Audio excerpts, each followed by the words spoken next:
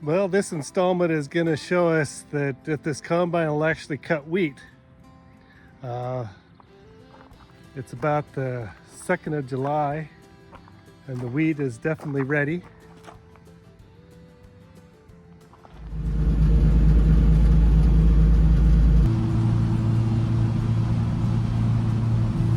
It looks like it's getting most of it out of there. You can see one right there. It's grinding up the straw pretty well, getting the grain all out of the heads. Yeah, looks good. So it's about a week later. We had a rain delay in there, and in the meantime, I decided, why don't we invite some family and some neighbors over to watch us do harvesting and see how it was done 50 years ago. And there was my neighbor in his spray plane going past and watching from the air. We had a very good day. It was a hot day, but it was the kind of day you need to harvest wheat. We gave some combine rides, including my 5 grandsons all got a turn in the combine. They're from 1 to 4 years old, and they all really enjoyed it.